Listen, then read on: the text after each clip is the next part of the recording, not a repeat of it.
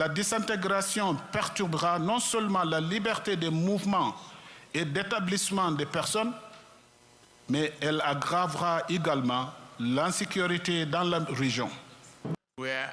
Nous sommes conscients des défis croissants, notamment les activités terroristes susceptibles de se propager dans la région du Sahel vers les États côtiers, en particulier dans ceux qui ont connu un changement constitutionnel de gouvernement.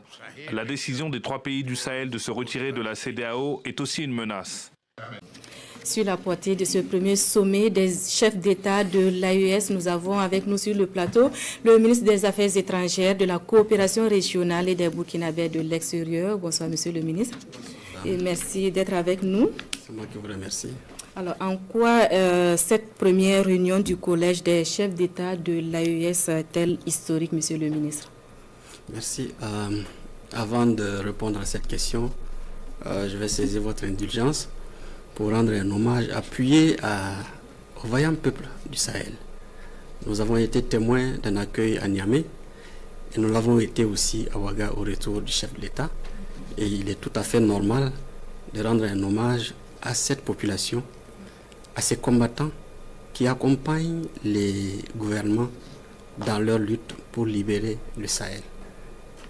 J'en profite aussi pour rendre un hommage à tous les combattants qui malheureusement sont restés en chemin, mais dont la mémoire et l'esprit continuent de nous engager et de nous conforter dans cette lutte noble pour les États du Sahel. Pour revenir à votre question, je dirais que c'était un événement historique à plusieurs titres. D'abord parce que ce sommet a consacré la signature du traité qui crée la Confédération AES. Et cette signature, pour nous, est un palier important que le chef de l'État du Burkina, le capitaine Ibrahim Traoré, que le chef de l'État du Mali, le colonel Assimi Goïta, et le chef de l'État du Niger, le général Abdourahmane Tiani, ont posé et qui incarne un engagement commun, une vision commune, une ambition partagée de restituer au Sahel la place qu'il lui faut et non celle qui lui a été imposée depuis des années. Deuxièmement, historique parce que c'est une instance qui a permis d'aller au-delà de l'alliance militaire pour s'intéresser à d'autres dimensions telles que la diplomatie et la défense. Vous savez que le traité, à travers la Confédération, consacre désormais ces 3 secteurs que les chefs d'État ont appelés 3D, c'est-à-dire défense, diplomatie et développement, qui vont être les secteurs qui occuperont le centre donc des domaines confédérés. Troisièmement, historique aussi parce que depuis l'avènement de la Sénégambie, que nous avons lu dans les manuels d'histoire, nous n'avions plus été témoins d'un tel événement et qui réunit désormais 3 États autour d'un seul objectif, un même peuple et un même destin. Voilà un peu en quoi je peux dire que ce sommet est historique et qui marque un nouveau départ pour le Sahel. Alors, qu'est-ce qui va changer avec cette étape historique qui vient de se passer à Niamey au Niger, notamment avec l'adoption des textes de la Confédération? Je dirais que les changements sont déjà en cours d'ailleurs. Okay. Parce que quand vous regardez les acquis au niveau du domaine de la défense, l'alliance militaire et tout ce qui concerne les questions de sécurité, nous avons fait des résultats. Parce que les 3 États ont pu mutualiser leurs moyens pour travailler ensemble. Dans le temps, vous aviez le Burkina Faso qui a ses moyens à part, vous aviez le Niger qui a ses moyens à part, vous aviez le Mali qui a ses moyens à part. Aujourd'hui, lorsqu'on parle d'équipement, le Burkina a un hélicoptère, le Mali a un hélicoptère, ça fait 2. Le Burkina a 2 drones, le Niger en a 2, ça fait 4 drones. Et ça, c'est une avancée. Et nos équipes travaillent en bonne intelligence sur le terrain pour reconquérir le territoire du Sahel et restaurer un environnement de paix et de sécurité. Deuxième avancée, ça concernera justement ces 2 volets additionnels qui viennent.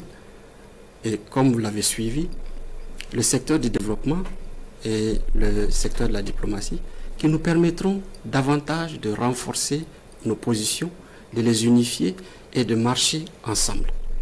Lorsque vous prenez par exemple le secteur, on va dire, des approvisionnements, on a énormément de gains d'échelle à aller ensemble dans les négociations des contrats.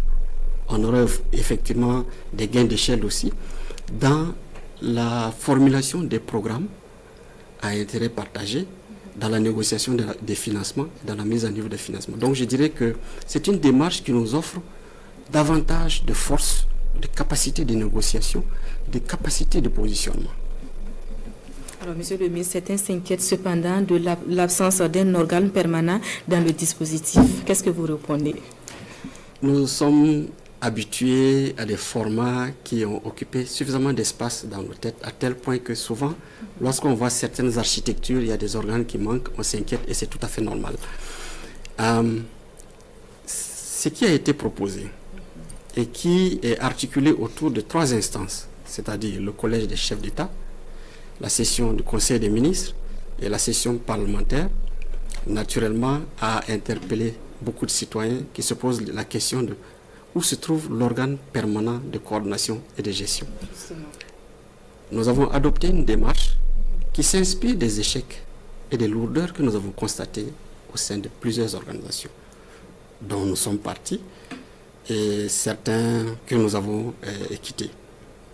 Pour nous, le plus important, c'est d'abord de se focaliser sur les résultats en tirant les leçons de ce que ces lourdeurs ont imposé comme poids.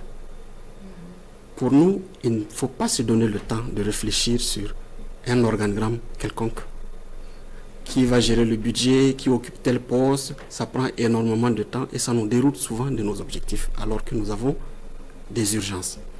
L'idée ici, c'est d'abord d'aller sur une démarche graduelle. Et cette démarche veut que nous mettions en place ces instances et qu'au niveau de chaque État, et c'est ce que nous sommes en train de faire depuis toujours, il y ait des cellules qui réfléchissent et qui travaillent en bonne coordination sur la base de ce qui va revenir du collège des chefs d'État, disons des différentes instances. Vous savez que pour mettre en place la Confédération, nous sommes passés par un long processus. Il y a eu d'abord une réunion à Bamako en novembre, une deuxième réunion en novembre des ministres des Affaires étrangères. Ensuite, en février, nous avons eu cette réunion à Ouagadougou, où plusieurs ministres se sont retrouvés, nous avons travaillé sur les instruments. Et le 17 mai, nous avons eu la réunion à Niamey pour finaliser ces documents avant que la Confédération ne naisse. Donc je dirais que c'est un choix délibéré de faire en sorte que nous allions sur une architecture légère mais efficace qui nous permet tout de suite de poser des jalons concrets. Okay. Alors, Monsieur le ministre, quels sont les prochains défis ou les prochaines actions pour concrétiser l'engagement des 3 chefs d'État? Dans les énoncés des différents discours et dans le communiqué final, on peut tout de suite voir les prochains pas qu'il faut poser, ou du moins les pas importants. Parce que déjà, les sectoriels travaillent ensemble sur pas mal de questions. Mais nous savons que pour que le volet développement fasse les résultats à la hauteur de nos attentes, il faut les instruments qu'il faut. Et c'est en cela que les 3 chefs d'État ont décidé de la création d'une banque d'investissement et de stabilisation. Ils ont aussi décidé de faire en sorte que tout ce qui constitue des poids en lien avec notre continentalité soit levé, c'est-à-dire de faire en sorte que le transport soit développé le plus possible au sein de nos pays et de faire en sorte que les barrières que nous connaissons en termes de libre circulation des personnes et des biens, puisque cela concerne, c'est la préoccupation majeure de beaucoup de citoyens. Mais je dois vous rappeler qu'en la matière, le Burkina, le Mali et le Niger ont toujours été les meilleurs élèves au sein de la CEDEAO lorsque nous y étions. Et que des barrières ont toujours existé et continuent d'exister, même dans l'ancienne institution. Donc, pour nous, le fait de se retrouver à 3 nous permet d'être à une échelle suffisamment efficace pour nous permettre de lever ces barrières et carrément décloisonner, permettre à nos citoyens qui se sentent déjà comme un ensemble, comme une famille, de le ressentir dans leur rapport avec l'administration. Alors, Monsieur le ministre, d'une manière générale, quels sont les enseignements qu'on peut tirer de ce premier sommet de l'AES? Le premier enseignement, c'est de dire que les dynamiques endogènes sont celles qui pourraient permettre à l'Afrique de sortir de ces chaînes. Et les populations nous l'ont véritablement démontré. Le deuxième enseignement, c'est de dire qu'il faut être à l'écoute des populations, sonder le terrain pour formuler les programmes et non pas formuler les programmes pour aller essayer de formater le terrain pour les ajuster.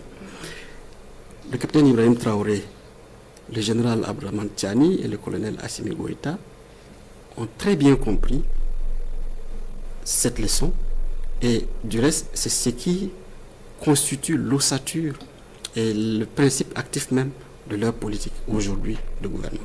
Monsieur le ministre, on s'en voudrait de vous laisser partir sans avoir votre réaction sur le sommet spécial de la CEDEAO qui s'est tenu ce dimanche même et dont les conclusions concernent les États de l'AES, notamment l'instauration de visas pour ces pays-là. Quelle est votre réaction? Ma réaction, c'est que nous avons constaté, comme tout le monde, que la CEDEAO, comme elle en a l'habitude, continue toujours de s'autodétruire. Et que les motivations fortes qui ont prévalu à sa création, l'intégration économique, la CEDEAO des peuples, ont laissé la place à des mesures qui nous interrogent sur ceux qui sont derrière ces mesures. Voilà ce que je peux dire. Merci, Monsieur le ministre, pour toutes ces informations. Et